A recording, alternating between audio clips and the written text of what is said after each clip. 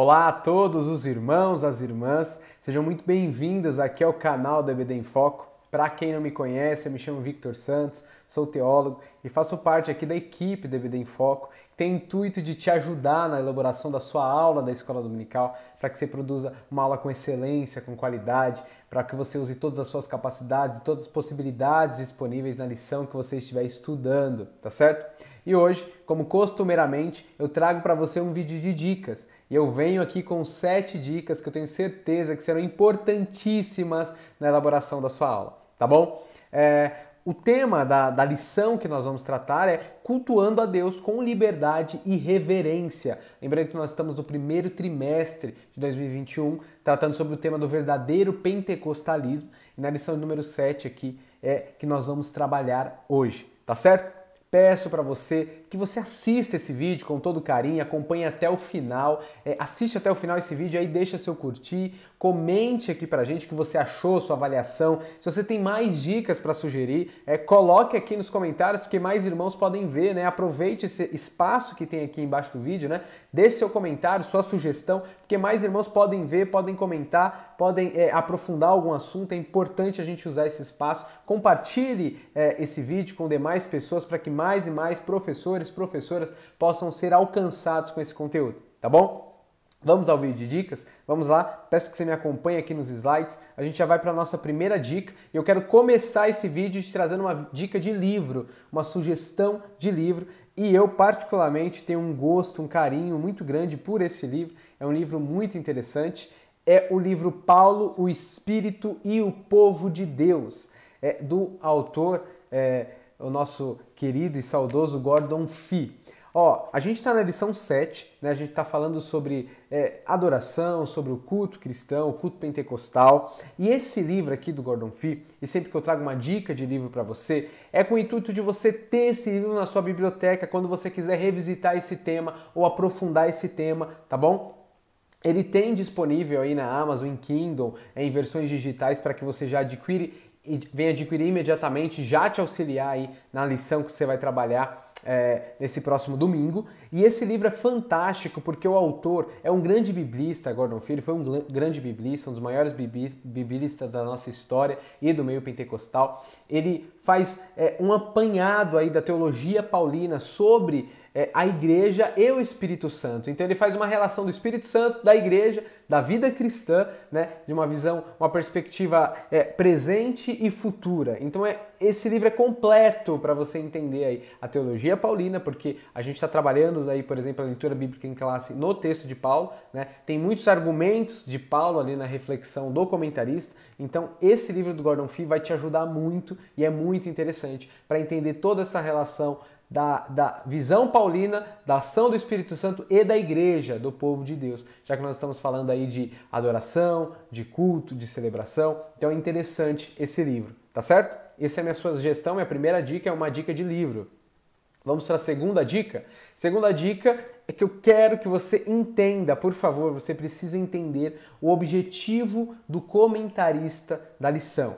É importante pontuar isso aqui, porque algumas vezes as pessoas podem ir por outros caminhos e não compreender o que o comentarista está dizendo. Nós temos que fazer um esforço e é muito importante que façamos esse esforço, né? O comentarista demandou seu tempo para passar uma perspectiva, uma lição para todos os leitores e muitas vezes a gente não se coloca numa posição de humildade de querer entender o que o comentarista está passando. Então a gente precisa compreender o que ele quer dizer, tá? O que eu quero falar sobre isso e por que eu uso esse exemplo? Porque o comentarista está tratando do culto, da adoração, numa perspectiva de um culto pentecostal. Então, ele vai falar de adoração no sentido de cultuar, do culto coletivo e do culto pentecostal. Então, a palavra adoração ele está usando nessa característica, nessa perspectiva.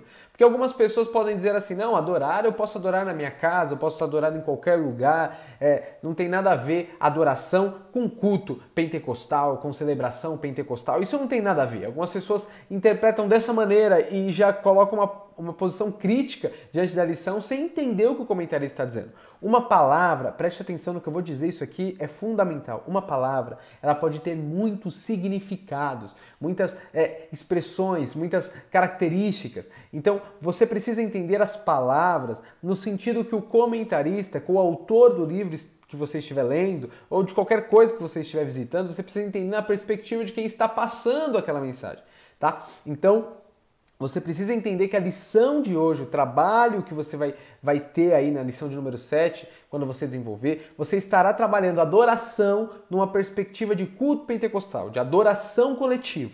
É nesse sentido que a lição está caminhando.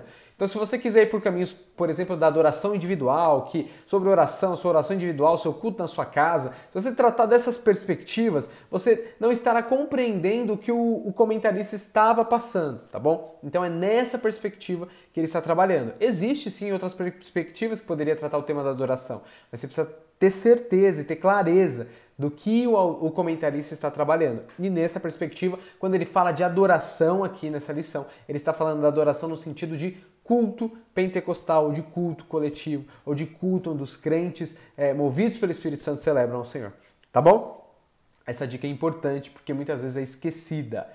E a gente segue. Vamos seguir aqui. Dica de número 3. Quero trazer uma dica sobre o texto áureo. Se você já tem acompanhado aí as lições do EBD em Foco e esses vídeos de dicas, você vai perceber que eu faço comentários aí sempre textuário sobre a leitura bíblica em classe, trazendo clareza sobre esses textos, numa análise bíblica aí para te ajudar se você quiser trabalhar esses textos, certo? E a dica do texto áureo, que está em João 4:24, diz assim: Deus é espírito e importa que os que os adorem em espírito e em verdade. Esse texto é muito conhecido, mas eu quero te trazer umas ponderações sobre esse texto, porque às vezes também é desprezada. Vamos lá. Primeira coisa que você sabe que esse texto está no contexto ali de Jesus no encontro com a mulher samaritana, ok? E a gente pode já dizer de antemão que a adoração ali não foi relativizada, né? A mulher samaritana pergunta em qual monte se deve adorar, né? Em qual templo se deve adorar, em Gerazim ou em Jerusalém. E Jesus diz que o que importa mesmo é que os verdadeiros adoradores o adorem em espírito e em verdade. Então, ou seja, adoração é importante, ponto. Tá? Adoração é fundamental. Então a adoração não é relativizada, né? A adoração deve existir e continuar existindo sempre. O cristão sempre deve adorar. Aí algumas pessoas não compreendem a teologia de João, o evangelho de João, o que ele quer transmitir. Tá? Isso é muito perigoso, porque a gente desvirtua o que o texto está dizendo. E algumas pessoas acham que esse textuário que está aí, ele não tem muita clareza ou não seria o melhor texto para expressar o que o comentarista está dizendo sobre aí o culto coletivo, a adoração coletiva, né, a celebração coletiva, e você está muito enganado. Porque se você não entende a teologia de João, você vai pensar dessa maneira. Mas esse texto não é um convite ao individualismo, é isso que eu quero que você entenda aqui. Você precisa ler esse texto de João imaginando como uma comunidade de cristãos nas suas casas estariam recebendo esse texto. Se você pegar o Evangelho de João e você caminhar por ele com uma leitura mais atenta, você vai perceber que João ali, ele faz grandes críticas à sinagoga, ao povo judeu, né, à comunidade judaica, porque parece que existe uma rixa ali dos judeus impedindo os cristãos de adorarem, de celebrarem. Tá? O Evangelho de João é um evangelho descrito e entregue a uma comunidade de cristãos. Então imagine aqueles cristãos nas suas casas, aqueles cristãos impedidos de adorar nos lugares que costumeiramente os judeus adoravam. Tá bom? No início da igreja primitiva, a gente não tem uma tanta distinção de judeus e não judeus, né? Existe ainda uma mescla disso aqui. E principalmente quem olha de fora tem dificuldade, às vezes, de distinguir. É com o passar do tempo que vai ter uma ruptura clara. E a comunidade de João já começa a vencer essa ruptura por ser desprezada pelos judeus, né? Então existe uma briga constante entre judeus e cristãos aqui. E aí, você precisa imaginar uma comunidade de cristãos na sua casa, recebendo e lendo esse texto, lendo essa passagem. Esses irmãos lendo esse texto, como que eles olham esse texto? Eles veem que, ainda que eles estão impedidos de adorar num templo ou no outro, eles podem celebrar ao Senhor e devem continuar adorando, tá certo? Então, muitas vezes a gente lê esse texto de uma forma simplesmente individualista. E eu quero te lembrar que o Evangelho de João, ele trata sempre de uma questão de comunidade. Eu já tratei em lições anteriores aqui para vocês, por exemplo, aquelas passagens de João 14, de Jesus vai preparar lugar, né, antes dele voltar, e eu explico para vocês lá que Jesus está falando do retorno dele, da cruz, e o lugar que o Senhor está preparando para os seus discípulos é a comunidade cristã, é a igreja. Isso é tão verdade que Jesus diz que quando as pessoas vão ver Jesus neles, quando os discípulos, pessoas amarem uns aos outros, a questão da comunidade, você vai ver lá no final do Evangelho de João, quando Jesus pede para Pedro apacentar suas ovelhas, a questão da comunidade, da coletividade, da vida cristã em união, em comunidade, é muito enfatizada no Evangelho de João. Então o contexto do Evangelho de João é uma vida em comunidade, é a comunhão entre os cristãos. Então quando a gente lê esse texto de João 4, a gente precisa também ler nessa perspectiva, porque todo o Evangelho está nessa perspectiva. Então a gente não entende esse texto de uma maneira individualista, mas de uma maneira de celebração coletiva, ok? Então, e tanto que o texto está, os verdadeiros adoradores me adorarão em espírito e em verdade. Isso não significa que não é um desprezo, é um desprezo ter um lugar específico, sim, né? Não é necessário, somente aquele lugar é santo, só pode celebrar. O texto já deixa claro que não é isso, né? Mas isso não significa que não se precise de um lugar para adorar. Isso, na verdade, é um texto e um convite, uma celebração, uma orientação que ainda que aqueles irmãos estejam impedidos de adorar em algum lugar, eles podem ali nas suas casas e devem celebrar em união, ok? E é assim que nasce a comunidade cristã. Então tome cuidado para não pegar esse texto e levar para o individualismo e esquecer da sua dimensão aí de vida em comunhão, que esse texto também traz, tá ok? Então essa é a minha dica sobre o texto áureo. Vamos continuar? Dica de número 4? A minha dica de número 4 é fundamental. Eu preciso pedir para você que você assista o comentário completo da lição número 7, tá bom? Se você entrar lá no site dbdenfoco.com, no nosso canal no YouTube aqui, você caminhar lá para abrir vídeos, ou o aplicativo DBD em Foco que você pode ter no seu smartphone, você vai ter acesso ao comentário completo da lição número 7. O nosso irmão Eberson grava essa lição e ele comenta tópico por tópico com slides interativos, falando para você cada ponto do comentarista está trazendo. Então, se você quer o estudo completo aí da lição de número 7, você precisa ver esse comentário completo, tá bom? Precisa assistir esse vídeo. Eu vou deixar o link aqui na descrição também para vocês, tá? Para que você acesse com facilidade e acompanhe aí o comentário completo da lição de número 7. Próxima dica. Dica de número 5. Eu preciso falar para você, caminhando e continuando o que eu estava trazendo sobre culto, adoração, preciso falar da perspectiva da igreja, tá? Essa perspectiva de igreja, na verdade. O comentarista aí na lição ele vai definir igreja dessa maneira. A igreja é toda a congregação ou assembleia que se reúne em torno do nome de Jesus Cristo como Senhor e Salvador. O comentarista enfatiza, né, porque às vezes os pentecostais são criticados por uma ênfase ou falar sempre do Espírito Santo. Então o que ele quer dizer aqui, o comentarista, é que a celebração cristã, a celebração pentecostal, a igreja, o centro da igreja, o trono é Jesus Cristo, é o Senhor Salvador, né? A celebração é ao Cristo. E isso sempre foi assim, tá? E ele está tratando, como eu disse, da adoração no sentido coletivo.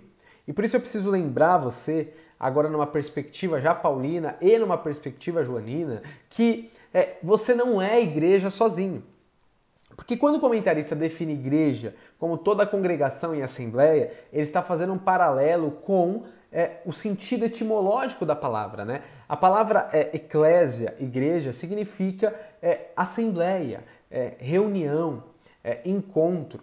A palavra etimologicamente não pode ser aplicada a um indivíduo, ela precisa sempre ser utilizada no coletivo, tá ok? E quando Paulo vai dizer vós sois templos do Espírito Santo, ele também está falando para uma comunidade, por exemplo, a comunidade de Corinto, aqueles irmãos juntos que estão celebrando, estão vivendo, ele diz que essa comunidade é templo do Espírito Santo. O que eu quero dizer para você com isso? É para você não esquecer de, quando você trabalhar na sua aula, desenvolver a sua aula, uma dica que eu quero te dar, uma sugestão, é que você não esqueça a dimensão coletiva, a importância da adoração coletiva.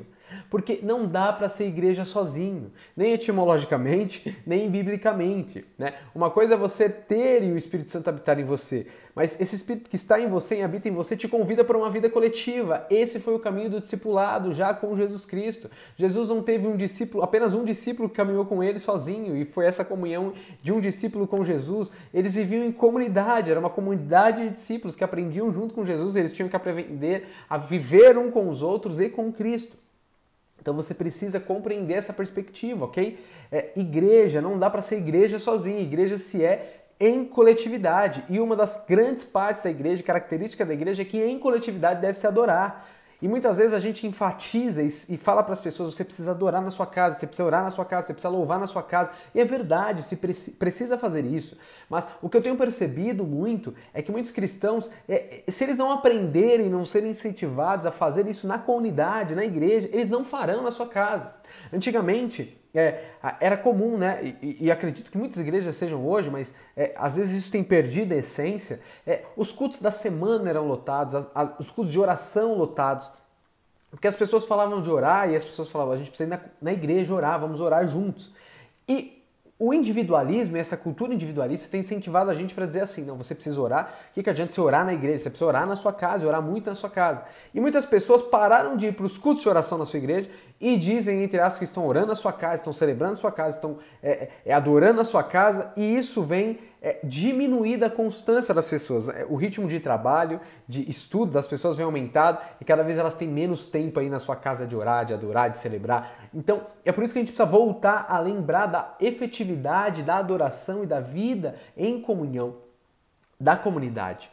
Da adoração na comunidade. Isso é importante. É dali, da comunhão da comunidade, de se lembrar de adorar na comunidade, que essa força de um com os outros vai se manifestar também nas nossas particularidades, na nossa celebração na nossa casa, na nossa adoração na nossa casa, na nossa família e também na nossa vida, na prática, né, do dia a dia com um caráter cristão.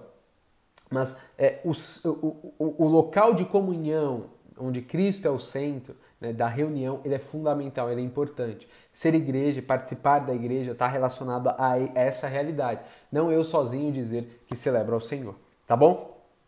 Vamos continuar caminhando. Dica de número 6. Eu faço um breve comentário aqui para vocês sobre a leitura bíblica em classe. Tá bom? Paulo, ele vai trazer nesse texto de Coríntios aí, 1 Coríntios, que você tem na leitura bíblica em classe, um comentário aí sobre ordem, né? Ordem do culto, de certa maneira, da igreja de Corinto. O que a primeira coisa que a gente pode dizer é que a posse de um dom não autoriza o indivíduo sobre a reunião. Por que é importante entender isso? Porque veja que a igreja de Corinto ela tem diversos dons, ok? Tem várias pessoas expressando os seus dons. Mas isso tem gerado confusão na igreja de Corinto, né? Então Paulo, ele orienta. E a gente pode perceber nas entrelinhas aí que o dom, ele não abafa a reunião, né? Uma pessoa com um dom, ela não abafa toda a reunião. Não, o dom tem lugar na reunião, mas a reunião deve ser ajustada, ter equilíbrio, né? Organização. Quando a gente diz né, que o culto pentecostal, como o comentaristas na seleção coloca, ele não existe aquela liturgia fixa, você tem que dizer assim, não, o culto, para ser culto ao Senhor, precisa ser essa ordem, assim, assim, assim, tal hora tem que ser assim. Não, isso nós não temos como expressar e definir. Tanto que, se você perceber, Paulo, ele viveu e conviveu com a igreja de Corinto, né? E você percebe que Paulo, depois de muito tempo, está escrevendo uma carta orientando essa questão para a igreja. Isso significa que, muito provavelmente, no tempo que ele passou por lá, o culto acontecia de forma espontânea e não tinha essas dificuldades. Ele não precisou orientar isso à igreja, ou seja, ele não estava impondo questões de ordem litúrgica estabelecidas no culto, né? Como cada coisa deveria acontecer de forma regradinha. Não era isso que ele estava celebrando. Mas diante de um problema, Paulo está querendo organizar as coisas. E Paulo está organizando as coisas dizendo de certo modo, olha, os dons que você tem não são o centro da adoração, do culto. Não, o centro da adoração do culto é Jesus Cristo. E você deve usar esse seu dom, usar a sua expressão de fé num conjunto. Vocês estão juntos, então vamos pôr ordem nesse negócio. Então essa é a ideia, tá bom? E a gente pode dizer também que Paulo ele não é tão rigoroso como os essênios e os judeus, mas deseja equilíbrio e espontaneidade com a ordem. Mesmo Paulo trazendo aí uma descrição para organizar quando a liturgia está um pouco confusa, está um pouco difícil de ser celebrada, né, na comunidade de Corinto, mesmo assim ele não está sendo tão rigoroso, porque se a gente pegar os textos de Qumran, né, da comunidade essênia, a gente vai perceber que eles eram muito rigorosos, né? A pessoa, a hora de falar, tinha que ser autorizada pelo superior e era muito complexa, muito mais rígida. E os cultos nas sinagogas também eram muito mais rígidos. Então, na comunidade cristã existe uma espontaneidade muito maior. Isso não significa que não deve se fazer nada, né? Ou se fazer tudo. Não é isso. A gente percebe que a comunidade ela celebra com cânticos, com leitura da palavra, com comunhão. Isso existia na comunidade cristã.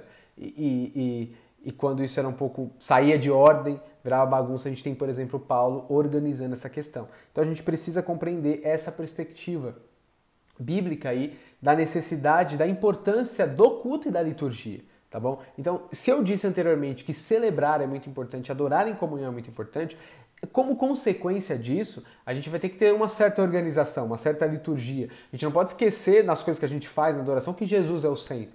Então, toda a forma que nós vamos celebrar, ela precisa ter um certo equilíbrio, né? Precisa ter um certo equilíbrio. Mas isso não pode impedir a espontaneidade também, né? A liberdade para adoração. Paulo não impede essa liberdade. Então, é essa junção, ok? E a dica de número 7, que eu trago para você, é que nós temos um link com o conteúdo complementar na descrição do vídeo, tá? Então, essa é a 7ª dica e é uma dica também valiosa. A gente deixa aqui, além de apresentar argumentos e caminhos que você pode seguir na sua aula de escola dominical, a gente quer deixar aqui para você, aqui embaixo na descrição, links com vídeos, com documentos complementares que podem te ajudar aí a você aprender mais e ter mais instrumentos para desenvolver a sua aula, tá bom?